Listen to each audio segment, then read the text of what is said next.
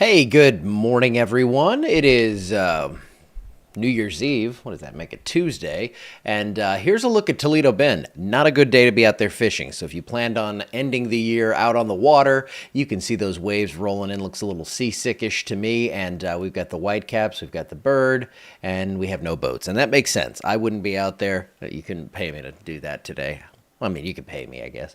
But here it's quiet around town. It's clear, drier air has worked in. I'll show you that. A cold front has moved through, and we have clear skies. Beautiful day today. I was telling Kristen, I said, tonight we might just build a little fire on the back porch and sit out there because we're old. We don't do things for New Year's Eve. So here's what's going on with the big storm system off to the north. A lot of rain going on here in the Ohio Valley, and then snow on the north side of this. You can see some northerly flow coming down around that. Some light snow showers up that way. Lake effect snow about to happen. But for us down here, no big deal on anything until maybe the weekend. Could see some storms by then. 57 degrees right now. So you can see that front where it moved through. We're in the 50s back here in the western, northern half of the state, I guess, northwest half, and then on the east side it's a little warmer, mid to upper 60s. Dew point shows it really well. That front's about to clear Lafayette. Our dew points in the 30s and 40s up here, and that's where this front is really bringing us something we want to see here. Some cooler, drier air.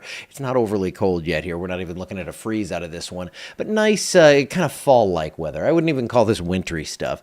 11 mile per hour wind here from the northwest. General northwesterly flow for today, about 10 to 20 mile per hour wind with some isolated higher gusts around 25. Overnight tonight, the wind does come down a bit, so it looks like a perfect night. I mean, nice and cool out there. Bring a jacket if you do plan on being up until midnight like a crazy person. I might do it tonight. We'll see. But it looks sunny for the day, so any prep you have, if you're like doing a big cookout, big bonfire, anything, man, it just does not get much better than this here. We're not dealing with rain or anything. Any storms way off to the northeast. We saw that rain up there in Ohio and Indiana. Some possibility of a little severe weather up toward the mid-Atlantic here.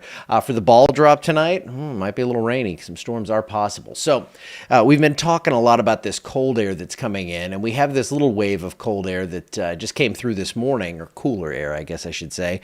But check this out here. Snow cover map showing that it's pretty thin. Now, we did add to this in the Dakotas and Nebraska and Iowa over the last 24 hours. And why am I showing you this? Why does it matter? Because if you don't have a lot of snowpack, or if you don't have a solid snowpack to the north, it's tough to get really cold air down here. Now, in the coming days, we are going to be building this up, and that's why I'm watching this. As that builds up and that cold air continues to come in from the north, we're going to get a big cool down, and the GFS model is in love with this idea and has all kinds of mischief on it with wintry stuff as well, but we're not going to go there quite yet. Friday, 7 p.m., you can see that purple building across Canada and up to the north, and then this all just kind of gets unlocked and comes down to the south. And by around Tuesday of next week, I mean, look at those purples. I mean, that's sub-zero temperatures all the way down into Missouri Tuesday night into Wednesday morning. Wednesday, 10 a.m., not a forecast, but general idea here is we'll be cold there. 34 at Alexandria, 20 in Little Rock. So big time cold is possible, hard freezes, and yes, even some wintry precipitation.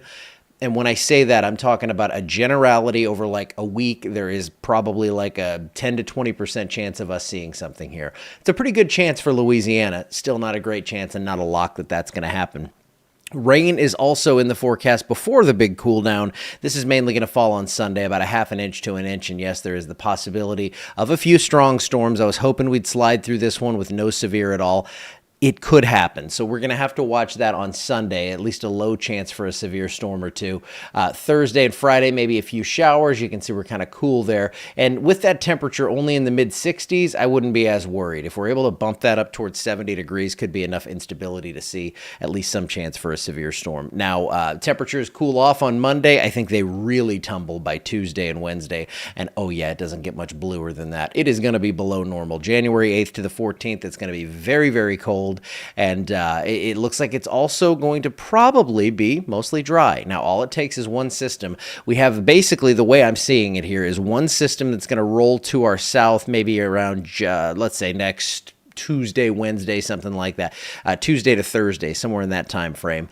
There is a system that's going to kind of cut across the Gulf, and we just need to see how far north that's going to bring moisture. That would be the potential for something interesting if it were to come together. That's way far out. Beyond that, we're going to be looking at a really deep northwesterly flow, and it's possible we get a little packet of energy from Canada that comes down here. And again, talking 10 to 12 days out. So this is the other avenue for us to see something wintry, would be a northwesterly flow system, which is incredible to get this far south, but it could happen with this kind of cold spell. So we'll be watching that closely, and we will, of course, let you know if there's any sort of credible threat. There are loads of model images going around out there, and none of them are an actual forecast. So yes, there is a chance, but is it as high as like the GFS model that just ran and showed like 6 inches of snow overhead? No, it's not. But we'll be watching that closely in the coming days, and you know that we will be talking all about it. Burr is right. It's going to be cold. Happy New Year, y'all. It's been an awesome year for me, so I'm...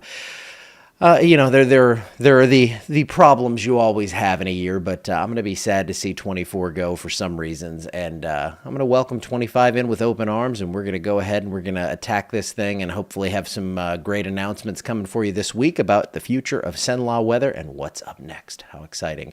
All right, I'll see y'all. Have a great Tuesday. Be safe tonight.